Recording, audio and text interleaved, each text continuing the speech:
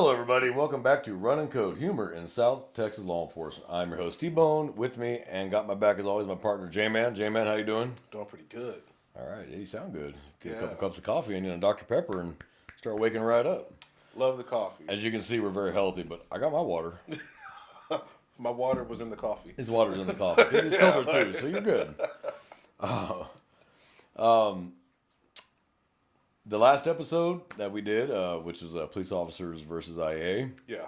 We hope you enjoyed that one. We hope you all learned something. And as I had said before, the whole purpose of our podcast is to educate through humor and talk about the issues in law enforcement, but try to bring the humor side to it. And we don't always get the humor, and some episodes are just not humorous. There's some episodes we've done where that wasn't the time and place to try to be funny. Yeah. Others, it's just funny, and it is what it is. But we believe in education, and we believe that that people being ignorant, and ignorant does not mean stupid. Ignorant means lack of knowledge. Yes.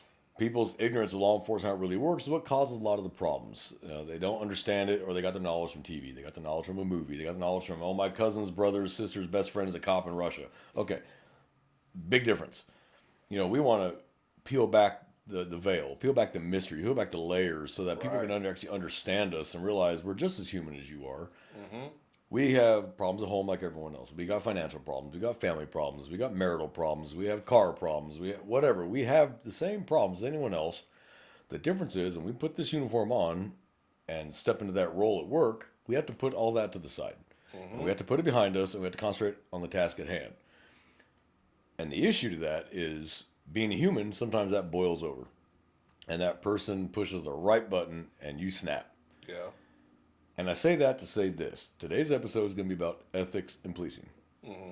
Now, I'm not talking about the officer who willingly, knowingly violates the law. Yeah. Either buying, selling drugs, stealing from people, excessive force on purpose. I'm not talking about a fight where it was a serious brawl and it took you a second to realize it was over and you threw an extra punch. That's not excessive force, by the way. I'm talking about the officer that just never had a problem, but all the crap going on in his personal life, and he just snaps and just boils over and ends his career because he lost his temper. And people are like, well, that officer shouldn't have done that. Okay. But he was facing the same stresses that you are, but he's got to put that to the side and then deal with you. And you're being mouthy, and you're being resistive, and you're doing this, and you're doing that. And we're being human. He says the right thing, and it triggered you. Now, should we in a perfect world be able to be triggered by that? No. It Right. should wash off your back. But your wife just left you. She's taking the kids. She was cheating on you with a fireman, which for a cop, fireman. Oh, I couldn't have been a felon. I'd rather it was a felon than a fireman. And then he still has to go to work because he's still got to pay the bills. Now he's going to have to pay for divorce and child support and half a crap that he don't even have anymore. And he still has to work. And he's having a bad day. And you can't just, boss, I'm not coming in today. If you're short man and low man, it's like, no, we need you here today. We're covering 80 square miles and it's just going to be 5 of you. No, you need to be here today. So he's got to go to work with all that in his mind. And so people automatically want to go, he was just a bad cop. No, he wasn't. Again, different from the other officer who is the knowingly and willfully stealing, robbing, extortion. No, that's not the officer we're talking about. Right. But it boils down to the same thing, ethics and policing. And ever since the summer of love, back in 20, it's really become a hot topic is ethics and policing. And so today, we decided to address ethics and policing and what it really means for us in law enforcement, whether that's city, county, state, or fed. What ethics and policing, they should be the same. And so we're going to go over the 12 principles of ethical policing, real life examples from both myself and J-Man of things we've seen. And our last episode, we talked about going to IA. And what I did not mention in that episode was that sometimes you get called into IA as a witness. Yeah. Hey, what did you see? Yeah. And you got to go in there, and you can't lie. Better not. You better not, because you don't know what they already know. Yeah. And so you start in there lying. Oh, I didn't see that. I was facing the other direction, but there's someone else's camera shows you looking right at the event the whole time. So now you've lost your credibility. You've lied on an official report. You're done. Yep. So we get called in not just as the suspect in a policy violation or administrative, policy violation, but also we get called in as witnesses. So there's 3 things that bring you to IA that I didn't bring up last episode that I want to kind of talk about here because it does tie into it. Is we get called in as a suspect in a policy violation, we get called in as a witness to a policy violation, or we get called in for your analysis. Those are the 3 reasons they're going to bring you to IA. Yep. And in my agency, I don't know how your agency does it. My agency, if you're in trouble, you get 3 pieces of paper. If you're a witness or you have a UA, drug test for those that don't know what UA is, you get 2 pieces of paper. So you always want to see 2. You never want to see 3. You know, our agency does the random urinalysis, but we also do a urinalysis every time you promote. Every time you transfer to a new unit, you have to do urinalysis. They don't. It's not like the military where you what's called meat gazer duty, where they had to stare at it. They actually had to see. For those of us in the military, you know exactly what I'm talking about because I can hear y'all laughing already. We had what's called meat gazer duty or pee gazer duty.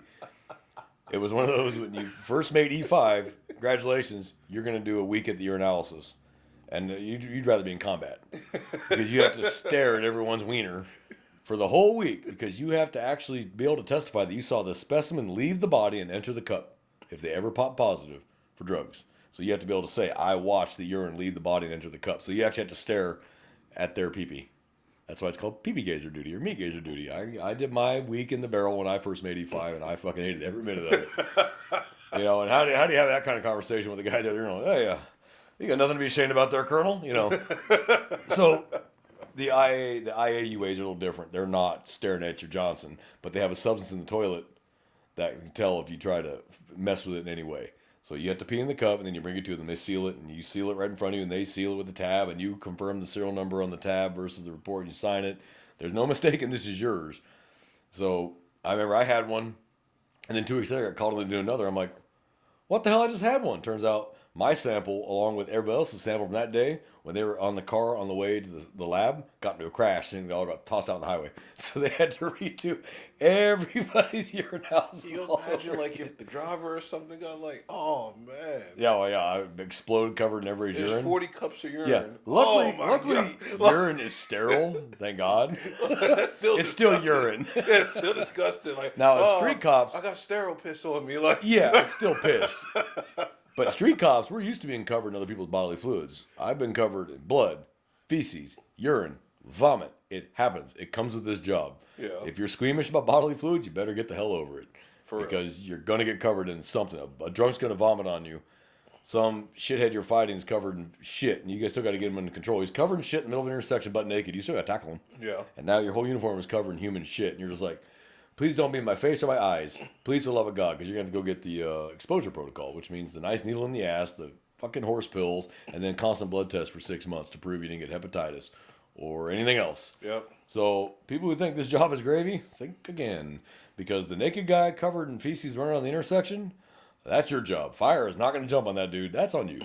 So they're going to stand there and wait because they just climbed off your wife, and now they're going to stand there and wait while you're trying to tackle this dude who's covered in feces running around the intersection.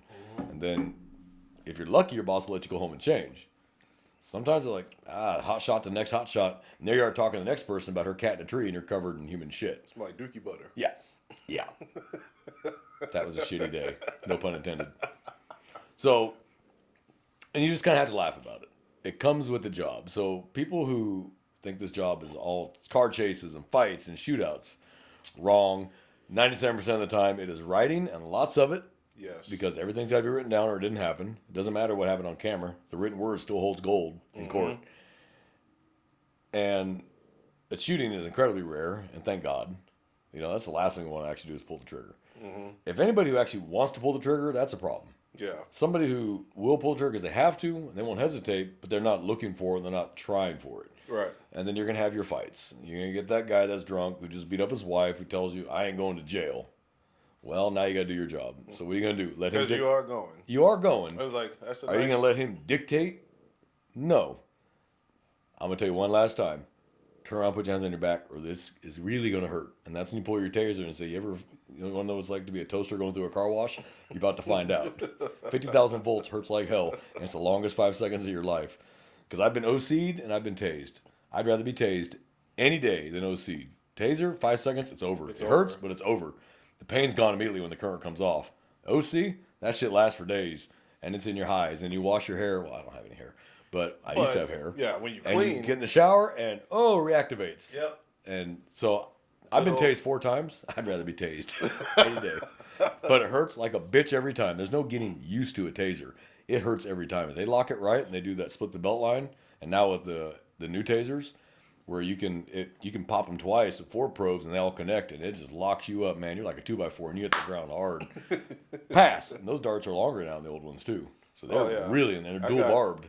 I think when I got tased, I got tased with the 26Ps. That's what I got tased with, the 26P. But now they have I don't know the name of the damn one I'm carrying right now. Taser 10 or 7? I think it's the 7. Taser 7? I don't think it's not the 10 because the 10 has those 10 shots in one where you can pop. Oh, pop. no. Okay, it's Taser 7. It's 7? I think it's called 7. It's got the 2 probes side by side and you can flip it to a long distance or a short distance. Looks like an X2, but just different. Yeah. Yeah. I like it. I mean, I like it. It's easier to use. However, drive stun sucks on it. That's not designed for drive stun. Like the old X26 was designed for a drive stun. Mm-hmm. These aren't designed for a drive stun. You can do it, but they're not designed for it. So you got to get 2 probes and then try to lock them up on the third down the shin or the calf, and it's a lot harder. You got to really angle it sideways. It's called angle drive stun. You don't shove it directly on them. You angle it. Right. But that's a whole different podcast. Mm-hmm. So we want to talk about ethics and policing. I feel it's very important to address this. I feel it's very important to understand that, yes, we enforce the law. We are the visible arm of the government. Yep. That is what we are. We enforce the legislation. The legislation creates the laws. We enforce those laws. We don't have to like them. We don't have to agree with them, but we've sworn to uphold them. Mm-hmm. And so, like I've said on several episodes, we have 4 responsibilities as peace officers. And it doesn't matter what state you're in, it's the same 4 responsibilities. Preserve life, protect property, enforce the law, and arrest offenders. Those are your 4 responsibilities. Notice the first one, preserve life.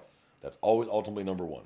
So this is why you've seen us doing things outside the ordinary, like jumping into a river to save somebody. Yes. Not criminal, but our job is to preserve life.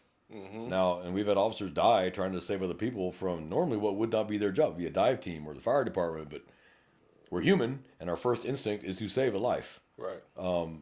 We've had officers die trying to save children. Mm-hmm. And I think that's a fair trade. Yeah. I've lived a good life. I'll give up my life for a child. That's a fair trade. Mm-hmm. I've lived a good long life. They haven't. No problem. I'm prepared for that eventuality if it ever comes to it. I hope it doesn't, but if it does, I've lived a good life. Yeah.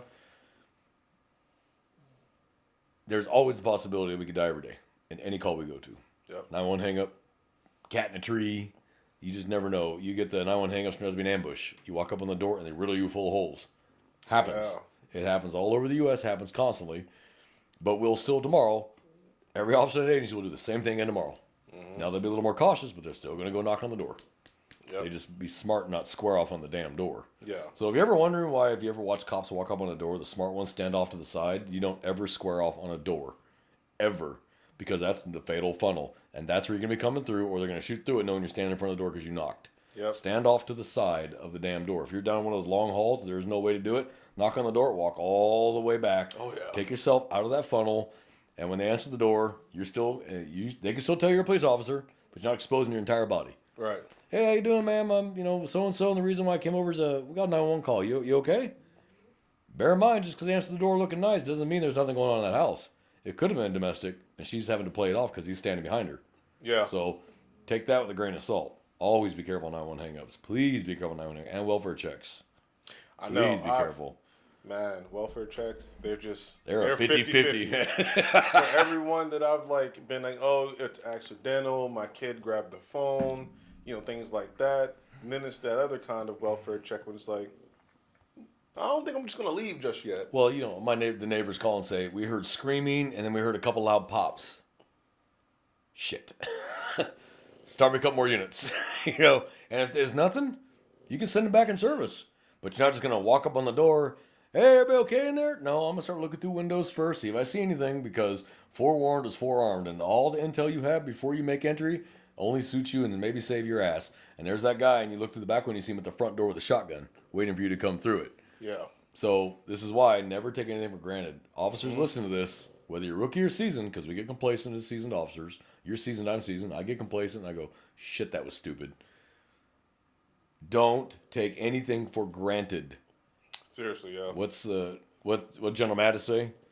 Be nice, but have a plan to kill everyone in the room. I'm not saying kill everyone in the room. That's more of a military mindset, but it does kind of apply. You better be prepared for anything from anyone at any time. Yeah. Now you're probably going, well, what does it do with ethics? You're prepared to use deadly or lethal force or even just physical force, but that should be your last option. Yes. Use this and use this. Now, there are some people, it doesn't matter what you say, it doesn't matter what you do, they're going to fight you. Oh, yeah. And They've made the decision. Yeah. Okay, stop talking and put your hands on them. Okay? But if there's a 50-50 and it's starting to calm down, why not calm it down a little further? Yeah. You don't got to okay, you take 5 more minutes and they go and cuss peacefully. No force got used. I know people that know me think that's hilarious coming from me because I had a lot of uses of force. But I always tried first. Yeah. So I was just a little more proactive, so I ended up always getting into crap. But I always gave them the opportunity. I didn't just go straight to hands. Let's try to bring this down before we go just straight to, oh, you want to fight? No. Time and place for that. And it's going to come. So people that want to get in fights, it's coming. Don't make it happen. Yeah. Let it happen organically to where you do everything you can to avoid it. But when the fight's on, stop talking. Because I hate videos where you see an officer still trying to talk to the guy when they're swinging on him.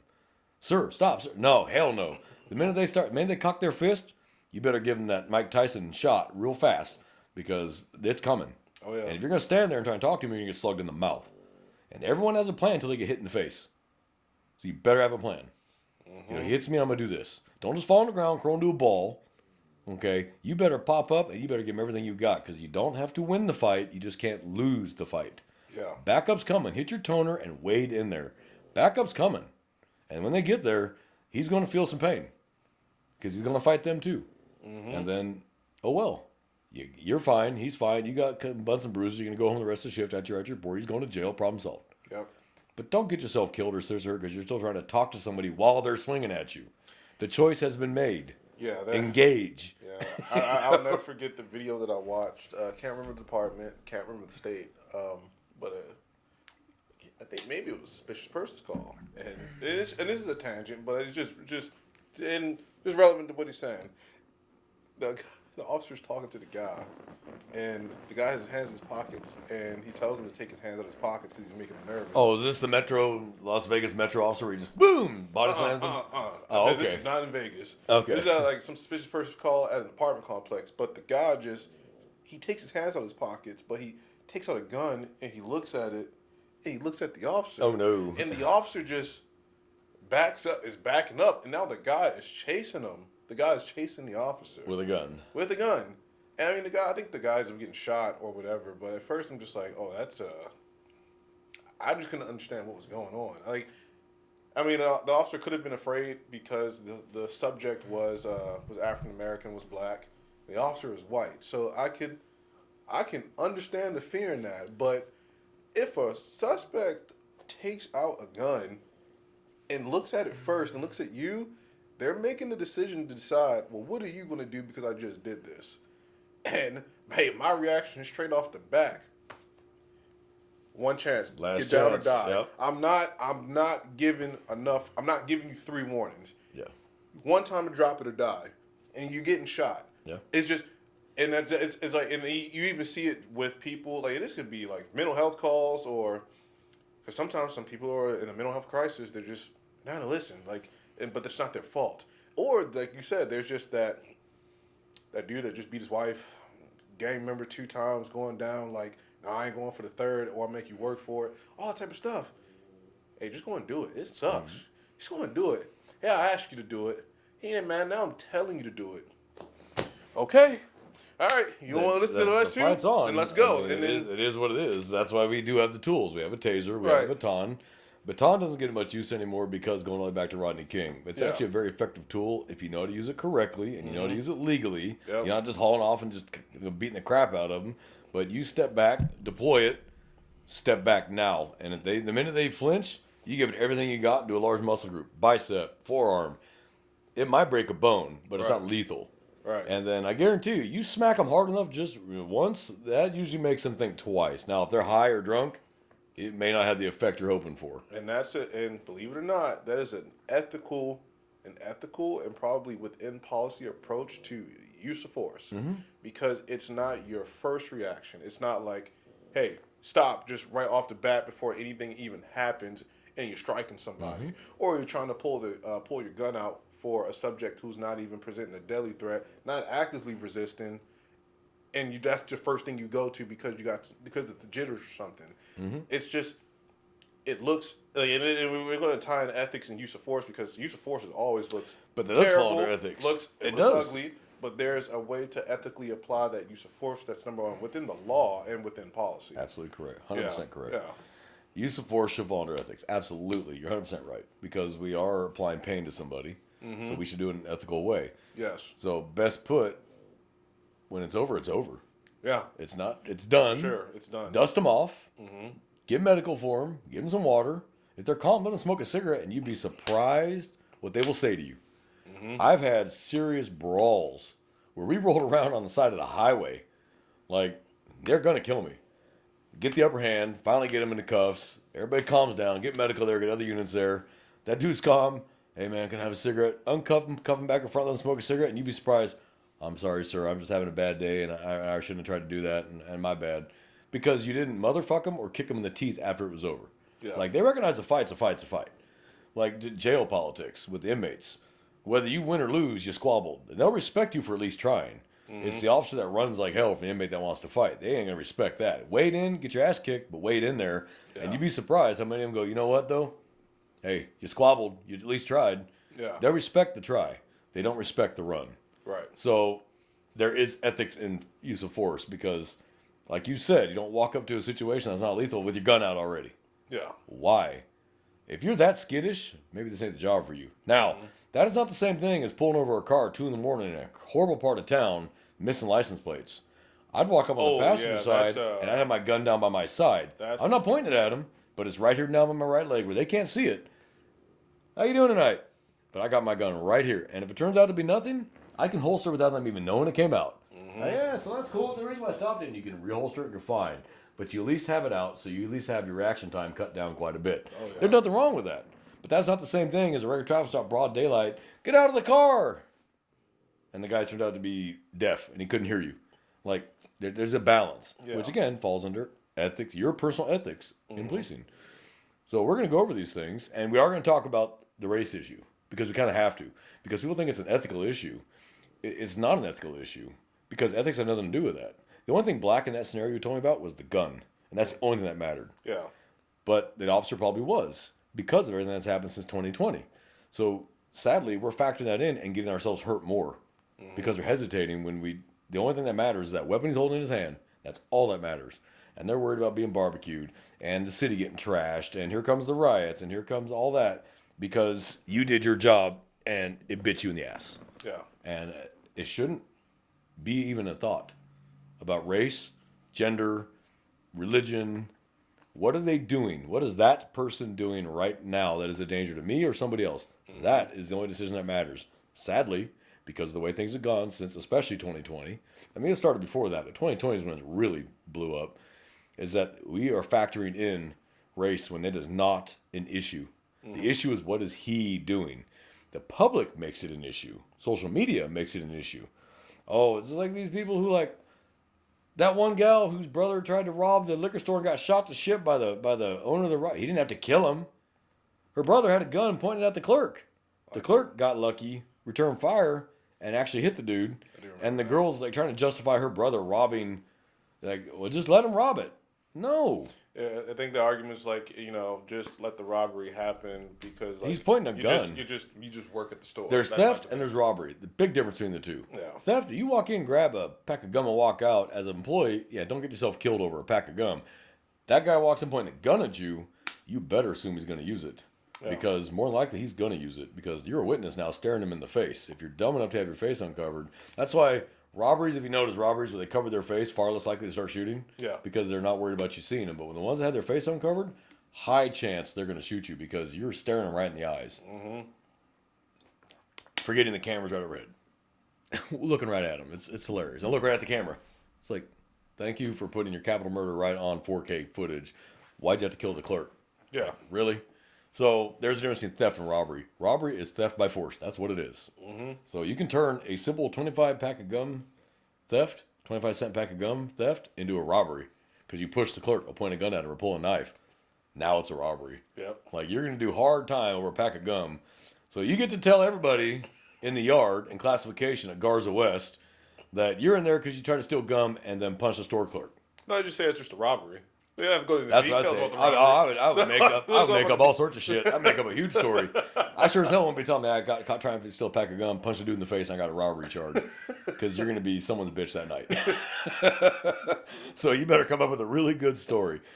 But I wanted to go over, if you don't mind, Yeah. the 12 principles of ethical policing. And Sweet, there's okay. 12 of them. And I want to go over them. Yeah. And we'll go over them line by line.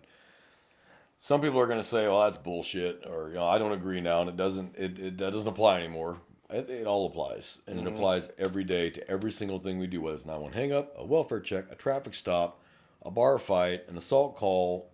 You have to have these same 12 principles of ethics, and if you do this, you'll never be in trouble. You'll never end up on the backside of the news. You'll never have a bad day in IA because you did it ethically, morally, and fairly. Yep.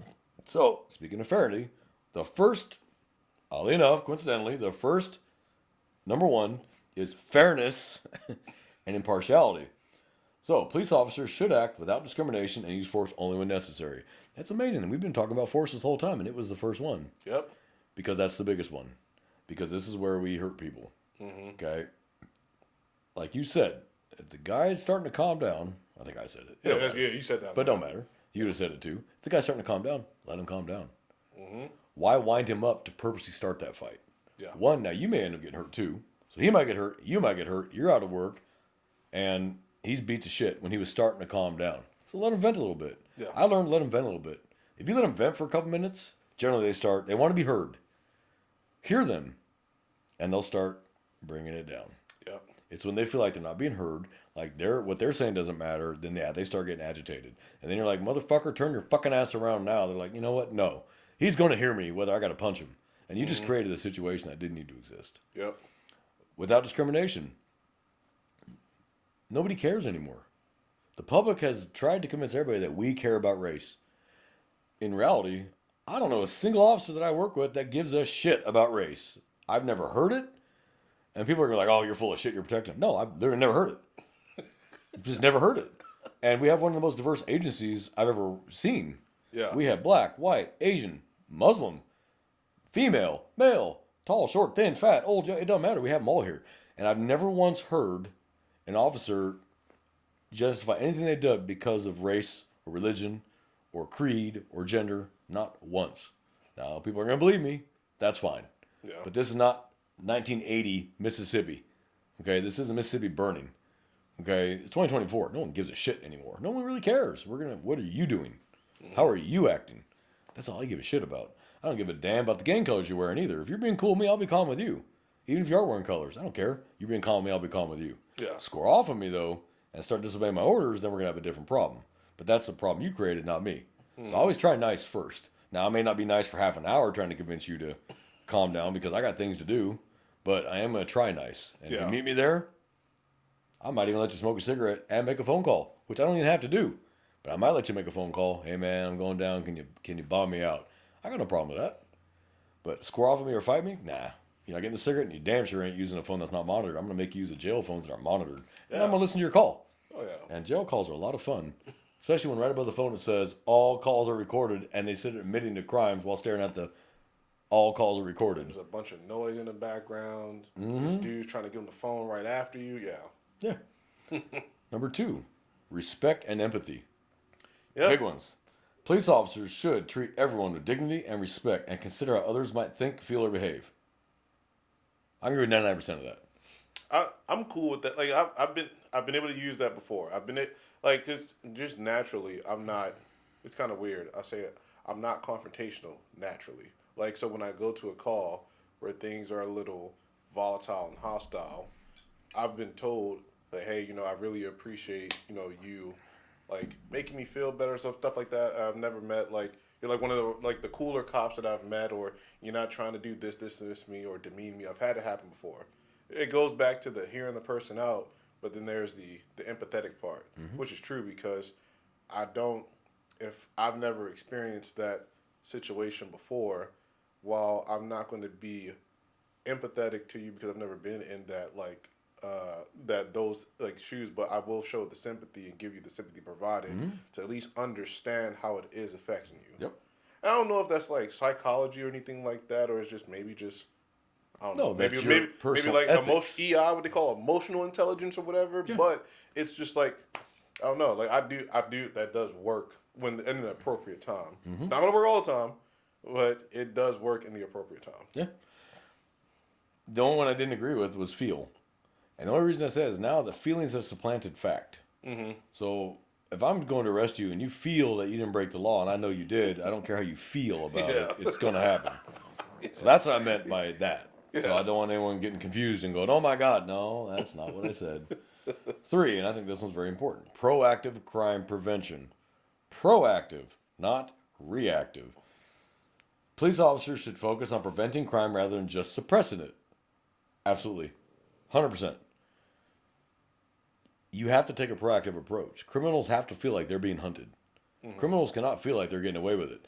So there's another podcast I listen to, and I don't know if you heard them, the Anti-Hero podcast. Yes. I love those guys. One's a police officer, one was a Delta operator.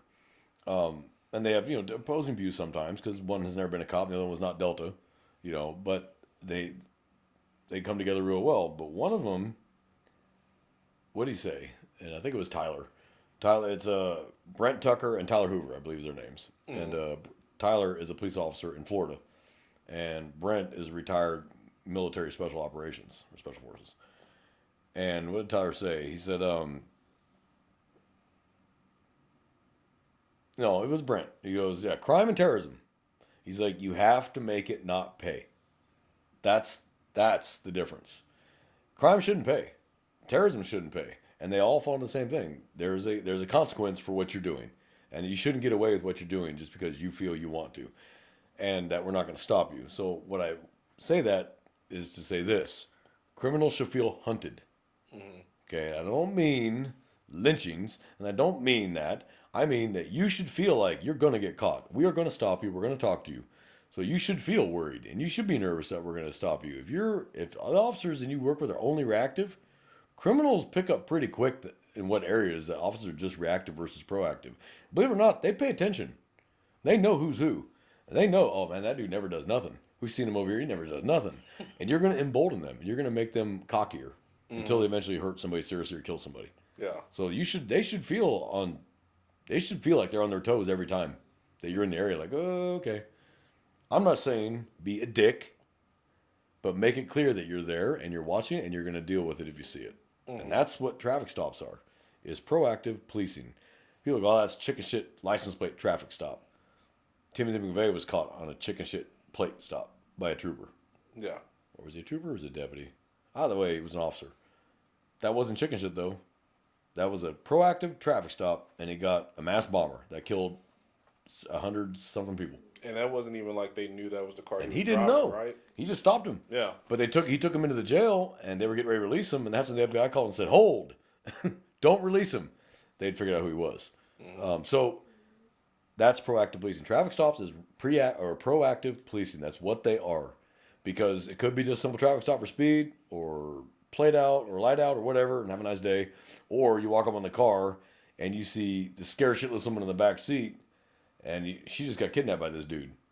And because you're willing to ask questions, like, what's going on here? You try to talk to her, and he won't let you talk to her, and he answers for her. And I finally say, when I want to talk to you, I will address you. Don't say another word. I'm talking to her. At that point, start another unit.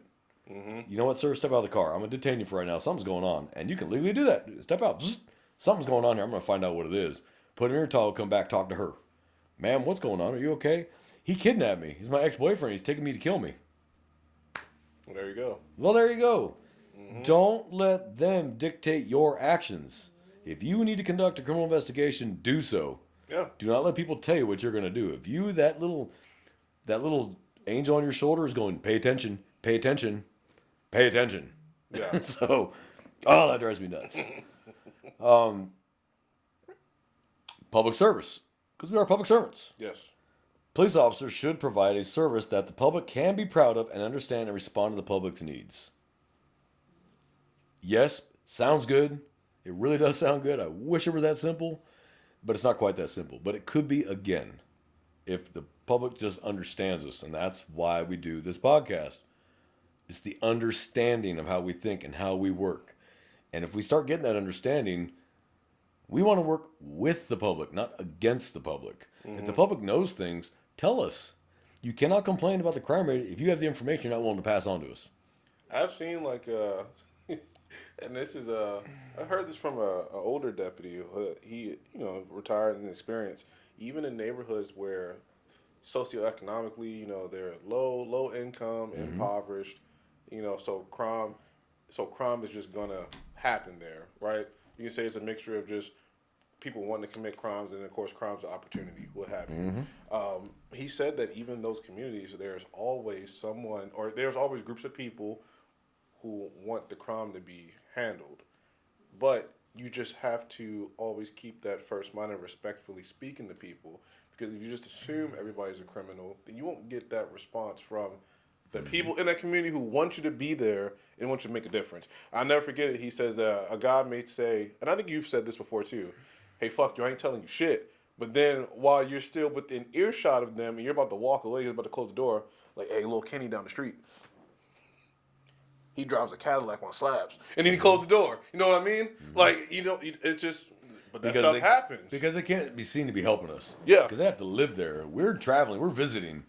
We don't live there. And so we're going to drive off, and the whole neighborhood's going to be like, oh, he's a snitch. And that's where, like... So you have to play it off, help him out. Like, all right, man, if you ever want to talk to us, give me a call. Try to protect the guy somehow. And appreciate the info. Yeah. And then you go deal with it. And then don't burn that guy. Don't tell little Kenny down the street, hey, yo, it was Roger over here. He'd be like, oh, that motherfucker. Because the Ghetto Network is going to know about that in about 10 minutes. Yeah. And then you're going to be back for his dead body. Don't think that don't happen. Absolutely happens. Number 5, integrity. Big one. Yep. Big one. Doing the right thing even when no one's watching. Yep. Because someone's always watching anyway. But your own personal ethics should say this is still the right thing to do, so I'm going to do it because it's the right thing to do, not because someone's watching me. Police officers should act with integrity, objectivity, and accountability. Let's break those 3 down. That's 3. Integrity, objectivity, and accountability. Integrity, doing the right thing even when no one's watching. Do the right thing. Objectivity, you have to be objective in this job. You have to take what everybody says with a grain of salt, but you need to hear everybody as well, and you need to observe it all to find a story that makes sense. We ask questions until the story makes sense. So if the story doesn't make sense, we're going to keep asking questions because the pieces aren't fitting. And then somebody over here drops that piece in and click, it all comes together. But you were objective about it. And you talk to everybody. You don't go, I'm not talking to her because she was a bitch last time I was over here and that guy's an asshole. You still need to go make the effort. You still got to talk to him. And how you approach it is like, look, I know we've had our issues in the past, but look, that's a victim. And that victim needs justice. Can you help me out here? You'd be surprised how far that goes. Yeah. Like, yeah, I don't like you. I think you're a punk ass bitch or whatever, but that could have been my daughter, so here's what I'm gonna tell you. Yeah. And you get further. And then accountability. You screw up, hey, I screwed up. Own it. Own it. You screw up and it bites you on the stand. Don't lie about it. I screwed that up, counselor. I'm human. I messed that up. And I've actually had to eat crow on the stand. And it's hard. Oh, it's hard. You're like, oh my God. You want to defend yourself. You want to get defensive. But at the end of the day, you screwed up. And the lawyer found it and it's called a peel in criminal law, where they get their nails under it, start cracking it back, and you start losing the case. It's not personal. You screwed up. He's taking advantage of your screw up. Well, that's your fault. Yeah. Learn. And that's the best way to learn, is get your ass embarrassed in court is the best way to learn. Trust me. You get embarrassed in court the first time, you'll never get embarrassed again. Because everybody's watching. Everybody's watching, like, oh my God. And the jury's over here staring, she's like, you're a moron. And you're just like, that ain't going to happen again. But don't lie about it. Yeah. Own your fuck up. That's the accountability portion. All right. Confidentiality. Police officers should treat information with respect and only disclose it when necessary. Very true. Absolutely. Especially true, yes. Now, we know you're going to talk to your spouse. They understand that. That's your spouse. Sometimes you just got to get shit off your chest. And as long as you have a spouse that knows how to keep their mouth shut and not go tell their best friend and spill the tea, then do that. But if you have a spouse that telegraph telephone tell a woman or telegraph telephone tell a man, maybe you shouldn't. Yeah. Or change the names in the streets to protect the kinky. Okay? But you don't go telling Joe down the street what happened to Jimmy. Yeah. That's not his business. Just like you wouldn't want your business told to everybody. So it's confidential. It's none of their concern. That's why you hear the phrase all the time, especially with law enforcement and the media. It's an ongoing investigation at this time. Not going to divulge it. That's why we don't divulge sexual assault victims' names. We don't divulge juveniles' names. No. Okay, it's confidential information. Whether you like it or not, you're not entitled to know it. Sorry. And trying to get the media to understand, like, hey, let them have a little privacy. Okay, they're victims. Like, you don't need to be at their door banging and trying to get a fucking statement from them. Leave them alone. But that's I'm not going to get started on the fourth estate. Like that's Professionalisms. Police officers should avoid bias and personal gain and not accept gifts or bribes. Yes, absolutely. Now, some businesses have a policy to where officers in uniform get 50% off their meal or 20% off or free. If that is a policy of that establishment, go for it. It's a policy of that establishment. But when you have officers walk in and demand a fucking discount, that ticks me off. Yeah. Okay, now you just look like an asshole. You look like you're using your badge for personal gain, and you are. Yep. Let's be honest, you are. And it just looks unprofessional as hell. Oh yeah. So when you walk up to the counter, I always assume I'm going to pay full price. Anytime I go anywhere to eat, I just always assume I'm going to pay full price. And I never say, if I don't get the discount, I don't say a fucking word about it. Yep. Because then you're going to have that one Karen behind you calling internal affairs. This officer was asking for free food and he was in uniform. And just how's that look? Yeah. Now, you're going to get in trouble. You might get a smack on the wrist and, hey, don't do that again. But how does it look? Yeah. So you can't take gifts. You can't take bribes. And along with that comes, and I hate to say it, guys, you go places with a stiff dick you wouldn't go with a gun. Officers have ruined their careers because women have bribed them sexually, and they go, oh, you know what? I'm going to go ahead and do that. And you just cost your whole damn career. Make the arrest. Just make the arrest and call it a day and document that she tried to do that and protect yourself. Yeah. Don't fall for that bullshit. But that falls under professionalism. That falls under bribes. It's sexual bribery. It's still a bribe, though. Yep. If I do this to you, you want to arrest me. That's a bribe. Yep. It's illegal. Arrest him, add the damn charge. DA's office wants to drop it, fine. But you documented it protecting your ass. Because they ain't going to admit, oh, yeah, I tried to, I offered him sex in exchange for being released. She's not going to admit that shit. Yeah. She's going to say he held me down and made me. I'm telling you, you're opening a can of worms you can't undo. If you do that, you are screwed. Yep. One way or another, whether you're going to get fired because you had sex with somebody who was in custody or criminally charged because she's claiming rape. There's just no win there for you. Like, let it go. Yep. Just let it go. And we don't accept gifts. We don't accept gifts. You're doing your job. Your gift is your paycheck from the city or the county or the state. That's your gift. Yep. You have a job. You got paid. Move on. Don't accept gifts from people because it creates the illusion of favoritism. That's exactly what it creates. Why? Don't. And I don't know a single agency that doesn't have that policy. Do not accept gifts at all unless it is approved by your agency. That means that person goes to the sheriff or the chief and goes, I'd like to give your officer this. Thank you for whatever. And that will be up to that sheriff or that chief to approve that gift. Yeah. That way it's not hidden. Nobody's hiding anything. And they're fully aware it's happening. And even then they may just say, we appreciate that, but we can't accept that. Yeah. And that's just to keep that fairness, that balance, that we're not showing anybody favoritism here. Cooperation. Police officers should cooperate with other authorized agencies to pursue justice. Now that is hysterical. Because a lot of agencies do this. I know, it's just so weird. And I get it, because it's just like, but it's mostly individuals who ruin cohesion between agencies. Yeah, I get along with our brother and sister agencies here just fine at my level. But you start getting up to the upper levels, they don't quite get along. Maybe that's because they used to work together 20 years ago and they got a beef and they never quite squashed it and then it just got worse. Or you have that, but you had sibling rivalry. Oh, we're better than you, or we're better than you, or we get paid more, but you're going to have that. Yeah. But when it comes to justice, it doesn't matter. Yep. If that agency has the information, you need it, they should give it to you. Same as you when they call you and say, hey, because I'm an investigator. I get called by brother agencies all the time. Hey, you dealt with a dude that we got him under investigation. What are you investigating him for? Well, I'm investigating him for this. Well, so are we. Hey, let's collab. Yep. I got my reports. How about I meet you at your office? We're like, hey, we're near your office. Yeah, come on down. Bring what you got, and then we'll go through it. Because we all have the same goal at the end of the day. It doesn't matter what agency did it. He's in custody. I don't care about laurels. I don't care about medals. I don't care about recognition. Did we get justice for the victim, and do we put the right person in jail? And that's what I care about. Yep. I don't need to be up on stage a month later. Here's your Decker medal. I don't want the fucking thing. In fact, I always tell them, hey, I ain't going to be there. Just put it in my file. I ain't going to be there. I don't want it. That's not what I'm here to do. If you chase medals, you'll get them posthumously. Yeah. Like you say in the service. You want medals, you'll get them, but they're probably going to be going to your next of kin. Don't medal chase. That's not what you're doing this job for. If you're doing this job because you want, I'm a police officer and I want you to recognize me and I'm going to get laid because of this badge, and you're doing it for the wrong effing reason. That's all I'm going to say on that. Continuous improvement. Police officers should strive to improve their knowledge and competence. Absolutely. And as long as I have known you, I have seen you constantly yearn for more knowledge. Go find the knowledge. Get this school. Go to that school. Talk to this guy who has that information. I've seen you do that as long as I've known you. And I do the same thing. Because you don't just finish the academy and that's it. Yeah. There's nothing more you can teach me. I learned it all. You learn shit. Just like when you finish officer candidate school in the Navy and you head out to the fleet, the first thing the old sergeant chief's going to tell you is, that's great, Sonny. Welcome to the fleet.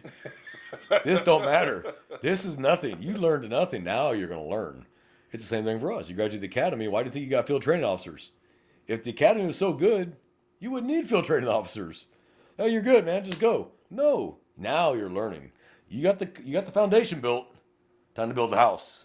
One of the strangest things I've heard is I was talking with someone about just like me liking like all aspects of like law enforcement. Not just the job itself, but actually like the criminal law, the criminology, case law. And when I mentioned case law, the first thing she said, well, do you want to be a lawyer? And I'm like, well, I've thought about it, yes, but it's important for me as a patrol officer to know case law so I know what I can legally can and cannot do. Yeah. A police officer just shouldn't limit their knowledge to just what they learned in the academy and like enforceable state laws. We got guys in our It's agency. odd. It was odd, but it's definitely typical. No, it is. A lot of officers do not. They don't give a damn strive to about learn case a law damn unless thing they more. make it. Unless they make case law. Yeah, You don't all want to of make a case sudden law. Yeah. I'm sure the officers at Miranda versus Arizona had wish to God they just read him his damn Miranda warning. So, because that whole case got, initially got chopped because of that. Yeah. For those that don't know, in Texas, we have 4 levels of our peace officer license: basic, intermediate, advanced, and master peace officer. And to get to master, you have to take more schools, more hours, and more training to get to master. And I know officers who've been in this agency 20 plus years to have a basic license. I'm like, you should not have a basic license after 20 years. I was a master peace officer in under a decade. And I'm not tooting my own horn. I wanted the knowledge. The side effect was I got the master license and I get the extra pay. But I wanted the knowledge because it made me better in my job. And like you said with case law dictates everything law enforcement does. Pennsylvania v. Mims, Graham versus Connor, Garner versus Tennessee, Miranda versus Arizona. All these case laws dictate how we work. So you should know these damn case laws. And if you look up a penal code book in every single state, at the bottom of each law is a case law. Yeah. Because it came from somewhere. Just like rules, safety rules are written in blood.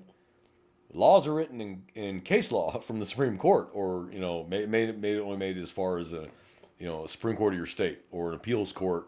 Yeah. Like we're in Fifth Circuit here. Yeah. Which is last stop for Supreme Court. Right. But it came from somewhere, so you definitely should know it. Mm-hmm. And what's funny is a little case law can have a massive effect across so many other laws. It sure can. So Graham versus Connor covers a lot that had nothing to do with the original case. But the Supreme Court's like, well, we're here. Let's address it while we're here. Okay, fair. Yeah. So anybody who tells you or shames you for that, it's a problem. And I got a great idea. You and I should get our law degrees, and we should start a criminal defense agency. We would be zillionaires because we know who the officers are. They're idiots. Something to think on. I think we should be lawyers together. T-Bone and J-Man, attorneys at law. The ring. I think we'd be millionaires. Clear policies. And this one, I think is absolutely important because this doesn't apply to us at the ground level. Police leaders, so chiefs, sheriffs, state police directors, whatever, should ensure that departmental policies are clear and that officers are properly trained. Yep. I know in our academy, and you went through it too, what's the first thing they did that first week? Oh, you read policy. That big thick motherfucker, you read every single policy in that classroom, then you signed a page at the end going, I've read them and I understand them, because that was your time to ask questions right there while you're being read to it. So if you signed it like an idiot and you didn't understand it, don't think that piece of paper ain't going to reappear when you get sued or you get criminally charged. Is that your signature from 9 years ago? You're like, yeah. So you read policy, da-da-da. Yeah, that's on you. Mm-hmm. But police leaders should also have a clear and readable policy. It should make sense. Yeah. Because you shouldn't have these gray area policies, and they do that on purpose to give them wiggle room if they want to get rid of you, and they use that as their wiggle room. Well, it could be construed as this, and it could be construed as that. And for those that don't realize it, you may make a good criminal arrest, but it violates your department's policy. Don't think he's not going to bring, their defense lawyer is not going to bring your agency's policy to court. They absolutely will bring your policy to court and go, is this your policy? Why'd you chase my client? Your policy says no. A case can be dismissed because you violated policy. Believe it or not, officers, hear me. You can get a good criminal case killed because you violated your agency's policy. So be cognizant of that. You better know your policy. And every agency I know, you can find copies of their policy somewhere. Yeah. I know ours, we can go right to the internet and we can read it. If we want to know that bad, we can read it. So you can't say I didn't know. And they can audit every time you accessed it too. So, hey, you read that a week before it happened. Like, you can't say I didn't know. That's really bad. Yeah, that's really bad. So, but that one is more for the leaders, sergeants, lieutenants, captains, chiefs. Your policies should be understandable and readable, and they should make sense. Right. And the last one, and this one, God, this is so important because morale matters so much. Positive reinforcement. Police leaders should use positive and negative reinforcements to control ethical behavior. Scold in private, praise in public. Now, on the scene, if it's safety, you bark right there. Yeah. You stop someone getting hurt and everyone else heard it. Okay, don't do that. Anything else can wait till you get behind closed doors. You don't stand there on the scene and chastise one of your officers in public with everyone else watching. Absolutely not. Because you are undermining the effectiveness of every other officer there. Right. To this public watching, you're undermining everybody. So put a pin in that until you get behind closed doors. But positive, public, roll call. Hey, I want to give a shout out to Officer so-and-so. He did a fantastic job yesterday with that subject, calmed him down, got him in the cuffs, no one got hurt. Good job, man. That goes so far. Yeah. We don't do this job for the whoozas and the good jobs. We don't. That's not why we do it. But it's nice to be recognized occasionally. Yeah. And everybody's, oh, good job, man. Or how'd you do it? Or, hey, what'd you do? Like a rookie, what'd you do? I did this. They learned a lesson too. Yeah. They learn what you did and they take it, they apply it. So positive reinforcement, negative reinforcement. Now, negative reinforcement. Yeah, there needs to be consequence when you do things you're not supposed to do. You can't just be like, hey, man, I know we were buddies back when we were both 60s. I'm your sergeant now. Hey, man, don't do that again. Wink, wink, wink. No. When you took those stripes, that became your job to enforce the policies of your agency and ensure the laws were not being broken. That became your job. So you can no longer do the homie hookup. Yeah. Sorry, bud. You screwed up. I didn't, and I got a job doing. If I got to choose between doing my job and between being your friend, this one pays my bills. Yeah. You made the choice. I'm sorry about our friendship. And that sucks, but it is what it is. Sorry. And so many people want to use that. Man, I thought we were friends. That's why when I was in the military, I didn't hang out with junior enlisted. I didn't. I needed to maintain that separation. I needed to be able to maintain that. Hey, man, if I got to come down on you, I don't want to hear, man, I thought we were homies. There were 2 airmen that I was friends with, and I hung out with off duty because these 2 were professional enough they never, ever once, they knew the difference between on duty and off duty, and I never once heard, I thought we were friends. Okay. And I would rip their ass at work, because work related, and never hear a word about it on Friday night when they came over. They knew how to separate the two, and they earned my trust with that. But I don't know how many times I heard, airmen who become NCOs, they're still friends with the airmen. And, oh, I thought we were friends, man. What the hell, dude? Like, you going to do me like that? Well, yeah, because now I'm a sergeant, and I've been given this responsibility by the platoon leader or the company commander or whatever, or your flight commander, if you're Army, Marines, Navy, whatever. I've been given these responsibilities now, so now I have to do it. It creates problems. Yeah. So I have plenty of my friends are sergeants. I have a lot of friends that are sergeants. But I tell you right now, if I do something wrong and they chew my ass, it is what it is. And I'm not going to, I thought we were friends. Separate the two. Yeah. Right now, they're on duty and they're talking to you as sergeant officer, not friend and amen. And you shouldn't be hooking your friends up, though, either. That's not your job. Yeah. You have responsibilities as a sergeant or a lieutenant or an investigator. An investigator is a rank, and it is a supervisory rank. Our policy makes it real clear. A detective gets on scene, they're in charge. Yep. Period. They're in charge because it's now their criminal investigation. The only one that supersedes their authority now is anybody that outranks them in detectives. So a sergeant detective shows up, or lieutenant, or captain, now they're in charge. But they supersede, and they have the responsibility to make sure officers are doing their job, not breaking the law and following policy. So if you're a detective standing there watching officers break the law, or violate policy, you have a duty to step in. That's your duty, not a optional. It's your duty. Yeah.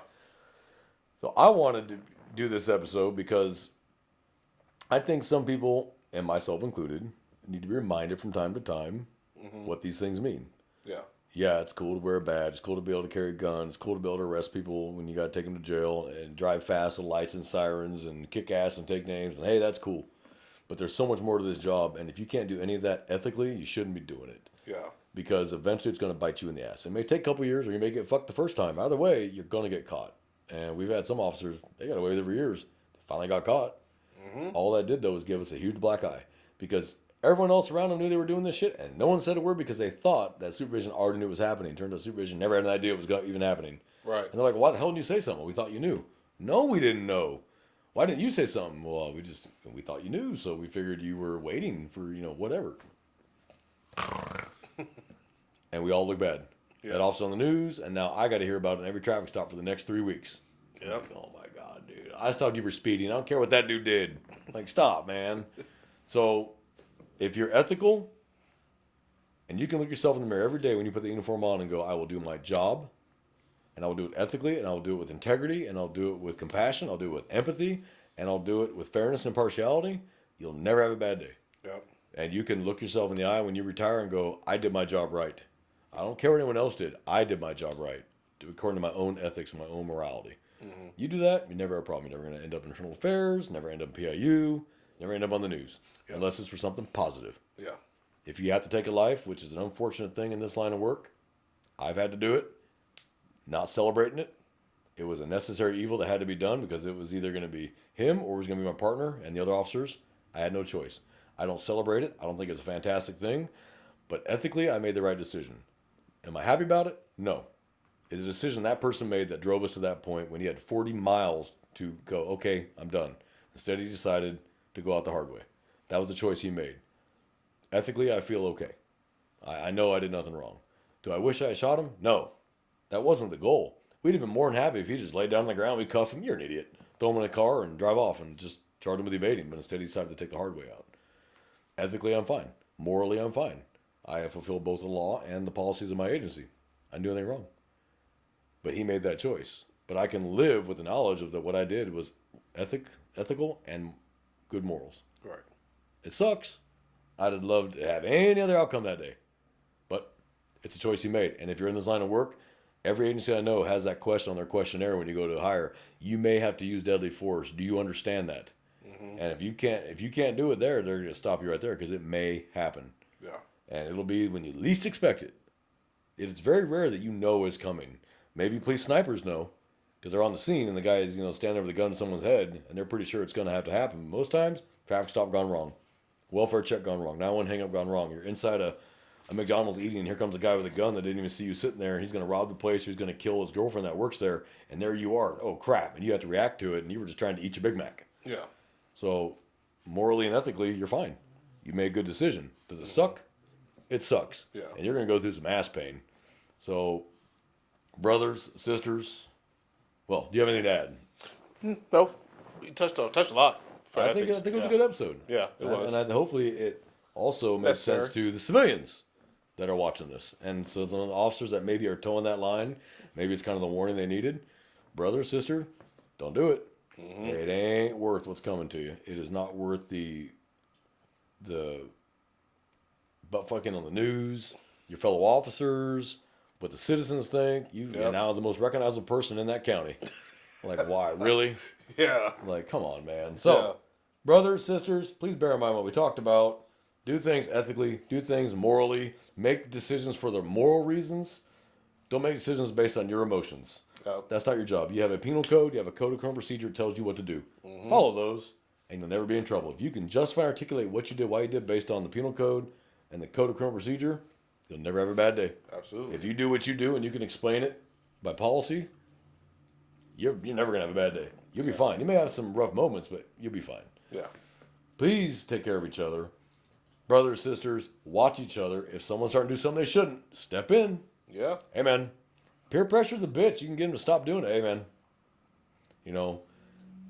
I can't tell you what to do. That is a personal decision that you got to make. Are you going to step in And are you going to report it if you have to? And it sucks, but I tell you right now, if you think the whole department's going to turn on you, that's really not been an issue. Maybe for the last 10 years, that's really not an issue anymore. They did it. That's on them. It's like the IA sergeants I know. They're like, hey, like, I'm not coming after you. You did it. I just have to deal with it now. Yeah. It's the same thing. They did it. You didn't, but you got to deal with it. And that's your job. So if you're so willing to arrest a citizen, and this guy does the same thing, and he's a brother officer, he made his choice. He's no longer a brother officer or a sister officer. They made their choice. It sucks, but fair and impartiality. Yes. Fair and impartial. So, from J-Man and I here in South Texas, thank you for joining us once again on this episode of Running Code. Do me a favor, you got any questions, email us at runningcode@gmail.com or Instagram Running Code, or even leave a comment on our videos, and we're more than happy to answer your comments. We do like them. And so unless you got anything else to add, brother, That's it. we are out of here. Mm-hmm.